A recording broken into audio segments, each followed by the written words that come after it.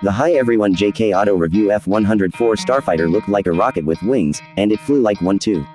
It broke records, served with more than a dozen air forces, and earned both fame and controversy. Today we'll explore the full story: design, specs, performance, combat history, and why pilots called it unforgiving. Intro. Welcome back. In this video we dive deep into the Lockheed F-104, an American supersonic interceptor from the Cold War. Designed by Kelly Johnson's Skunk Works, the Starfighter first flew in the mid-1950s and entered service soon after. Let's start with how this missile was engineered. Design and aerodynamics. The F-104 is instantly recognizable. A long, needle-nose fuselage, tiny razor-thin wings, and a high T-tail. Those little trapezoid wings weren't a mistake, they reduced drag at high speed.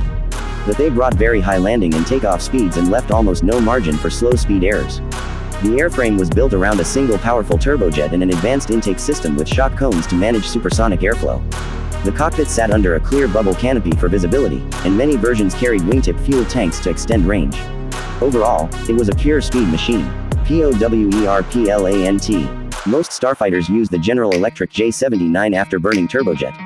With afterburner lit, thrust jumped dramatically, pushing the jet beyond Mach 2 at altitude. The J-79's signature howl and visible shock diamonds made the F-104 look, and sound, like a rocket. Performance snapshot. Typical figures vary by model. Top speed, around Mach 2.0 over 2,100 km per hour, 1,300 plus mph at altitude. Service ceiling, roughly 58,000 - 60,000 feet. Initial climb, extremely high for its era. Range, limited on internal fuel, often used drop tanks or tips. The Starfighter also set multiple world records in speed, altitude, and time to climb during the late 1950s, proving what the design could do in the right hands. Avionics and cockpit. Early U.S. interceptors carried a simple fire control radar for day interception. The big export model, the F-104G, added stronger structure, better avionics, and multi-role capability. Navigation and attack systems evolved over time, but compared to later fighters, the cockpit remained busy and required a well-trained pilot. Armament. A key feature was the M61A1 Vulcan 20mm 6-barrel cannon, devastating at close range. For air-to-air, the F-104 carried AIM-9 Sidewinder missiles. In strike roles it could carry bombs or rockets, and NATO aircraft trained for nuclear delivery with special stores. Variants. Quick tour. F-104AC, early U.S. air defense and fighter bomber versions. F-104G, the widely built NATO standard, stronger airframe, improved avionics, optimized for low-level strike in Europe. RF-104G, reconnaissance. TF-104G, 2C trainer. CF-104 Canadian built, optimized for strike. F-104S, Italian upgrade with better missiles and radar, Italy flew the type into the 2000s. Operators. Beyond the USA, starfighters flew with many NATO and Allied air forces, including Germany, Italy, Canada, the Netherlands, Belgium, Denmark, Norway, Spain, Greece, Turkey, Japan, Taiwan, and Pakistan, among others. Several countries license-built the jet, proving how globally important the design became. Flight character and safety. Here's the truth. The F-104 could be brilliant at high speed but was unforgiving at low speed. It had very high approach and landing speeds, a narrow undercarriage, and a T-tail that could hide the elevator in turbulent airflow at high angles of attack.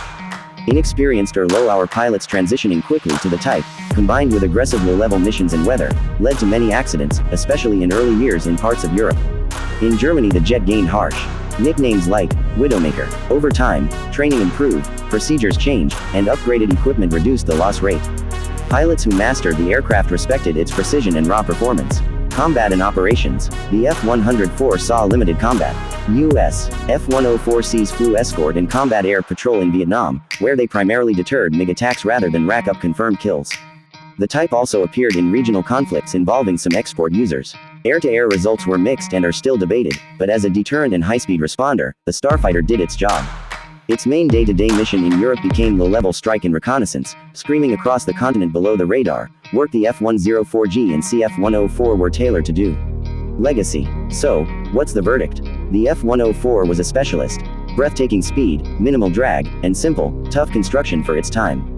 It pushed technology forward, especially in engines, materials, and high-speed aerodynamics. But it also taught hard lessons about matching an extreme design to the right mission, training, and environment. Even today, the Starfighter remains an icon of Cold War design, a sleek reminder of when, go faster, was the guiding rule. Outro. CTA. If you enjoyed this deep dive, hit like, subscribe, and tell me which Cold War jet you want next. the F-106, Mirage 3, or MiG-21. Thanks for watching.